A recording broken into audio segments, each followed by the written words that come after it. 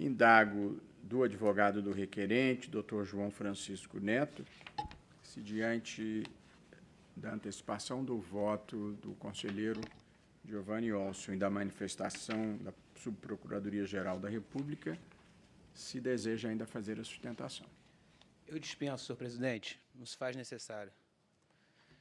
Se o caso for de todos acompanharem, claro, o voto do relator.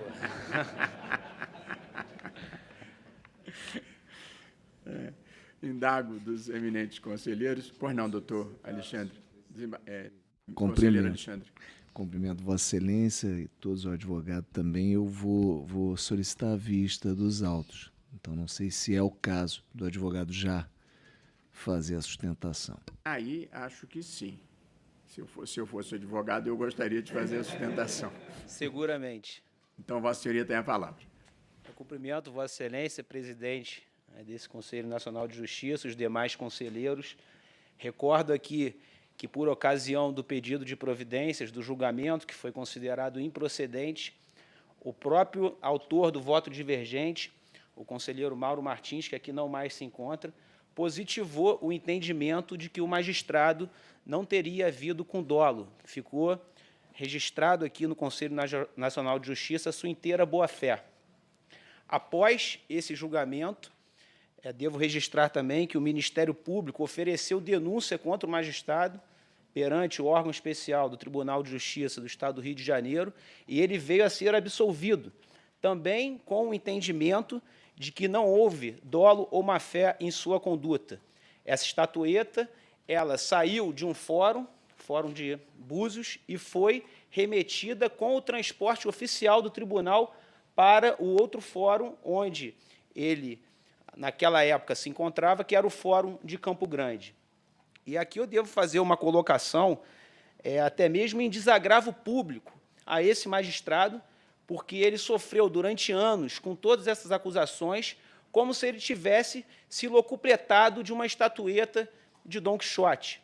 Foi acusado de forma ferrenha pelo então Corregedor-Geral de Justiça do Estado do Rio de Janeiro, o desembargador Bernardo Garcês, como se ele tivesse tido uma conduta imprópria, e isso jamais aconteceu. Registro que, no ano de 2005, ele era juiz em Búzios e recebeu de um argentino, um artesão argentino chamado Domingo Soto, uma estatueta de Dom Quixote de 1,70 m aproximadamente. Anos depois, em 2012, ele é transferido para Campo Grande. Nessa mudança, a estatueta dele é extraviada e não chega ao local de destino. Anos se passam, em 2017, um advogado que frequentava o seu gabinete faz o seguinte comentário: aquela estatueta que o senhor tinha em seu gabinete está lá no Fórum de Búzios, exibida nos corredores. E o juiz, o que ele faz? Ele remete um e-mail oficial à presidência do tribunal, pedindo para que a estatueta, que ele considerava ser a dele, fosse, então, remetida para o Fórum de Campo Grande. O Tribunal de Justiça, carro oficial, leva essa estatueta para Campo Grande. E é bom ficar registrado também que não houve uma cerimônia solene de entrega dessa segunda estatueta no Fórum de Búzios. O que aconteceu foi que um tal de Carlos Cisternas, um artesão, ele doou ao Fórum de Búzios essa estatueta. E ele foi lá e deixou no corredor do Fórum do Tribunal. Não teve uma incorporação ao patrimônio público. Esse artesão, então, quando ele toma conhecimento que a estatueta dele não estava mais lá, ele comunica à Corregedoria-Geral de Justiça, que inaugura, então, uma sindicância para apurar o fato. Eu pesquisei, tempos depois, juntei isso no processo, um jornal de Búzios chamado Peru Molhado. Esse jornal conta a história de Carlos Cisternas, e esse jornal Peru Molhado de Búzios está lá, contando a história de Carlos Cisternas. Ele era aprendiz do Domingo Soto. Ele fazia uma estatueta idêntica. Está escrito no jornal. Quem passa em frente à loja acha que Soto continua vivo, pois as peças produzidas por Carlos são cópias fiéis do saudoso escultor. Hoje faz como se fosse o próprio artista. Depois que ele morreu, aprendi a fazer tudo direitinho. Parece que ele guia minhas mãos. Então, essa estatueta de Carlos Cisternas era exatamente igual à que Domingo Soto deu para o juiz.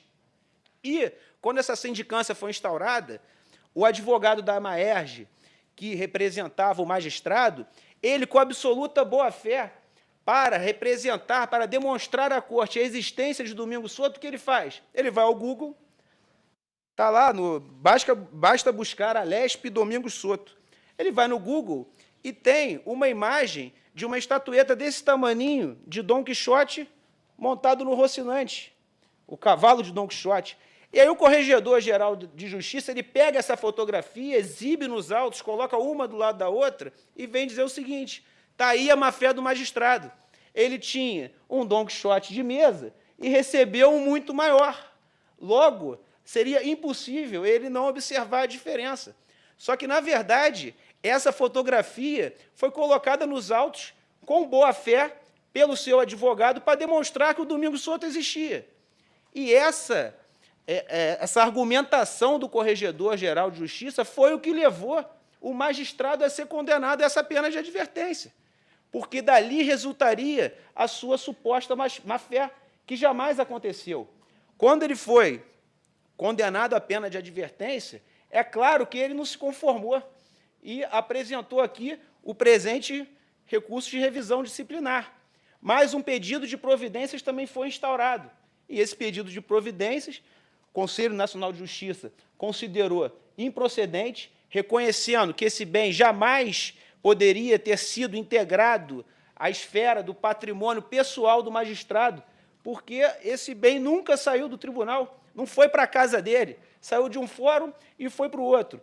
E quando ele foi comunicado de que aquela estatueta não era sua, no mesmo dia ele a devolve e vai lá um carro do tribunal buscar a estatueta. Então, não há como se sustentar aqui que o magistrado teria enganado o juiz auxiliar da presidência, pedindo o recebimento de uma estatueta que não era sua. Isso está cabalmente demonstrado, tanto que, no julgamento da denúncia, ela foi rejeitada. E vários desembargadores que tinham aplicado a pena de advertência voltaram atrás e rejeitaram a denúncia, por entender que a conduta era atípica, que o magistrado obrou com absoluta boa-fé e ele jamais tentou ludibriar quem quer que seja o tribunal para receber uma estatueta de latão. Uma estatueta muito bonita, por sinal, que era feita por esses escultores e que, inclusive, a revista Justiça e Cidadania costuma presentear algumas autoridades com esse objeto. Então, ele quando tomou conhecimento que sua obra extraviada estava lá no corredor do tribunal, ele pede à presidência que faça a transferência, isso aconteceu e depois ele devolveu. Então, durante todos esses anos, o magistrado conviver com a pecha de ter, de alguma forma, ludibriado o tribunal, sofreu uma acusação. Já o terceiro julgamento que acontece sobre esse caso, e nos dois anteriores ele foi, de certo modo, absolvido.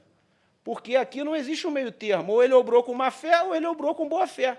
E a boa-fé é incontestável. Isso já foi reconhecido pelo Tribunal de Justiça do Estado do Rio de Janeiro, já foi reconhecido também, de certo modo, por esse Conselho Nacional de Justiça, quando considerou improcedente o pedido de providências para exasperar a pena, o que jamais seria possível, e agora, nessa revisão disciplinar, o que a defesa pretende é que o magistrado seja cabalmente inocentado, que essa pena de advertência caia por terra e que ele possa prosseguir de cabeça erguida, porque ele tem a consciência tranquila, que jamais tentou ludibriar quem quer que seja, jamais percebeu a diferença entre as estatuetas, tem foto disso nos autos, tem uma foto da estatueta que era dele, que foi esculpida pelo artesão argentino Domingos Soto, dentro do gabinete dele. Eu juntei uma foto com essa estatueta dentro do gabinete e coloquei uma outra do lado, a do Carlos Cisternas, uma do lado da outra. As estatuetas são idênticas.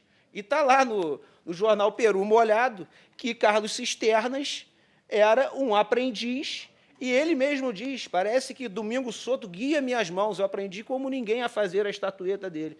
Então, essa é a questão que se coloca para o Conselho, e eu peço, na continuação eventual do julgamento, com pedido de vista, que Vossas Excelências absolvam o magistrado e que essa pena de advertência ela seja revogada com a sua absolvição. Muito obrigado.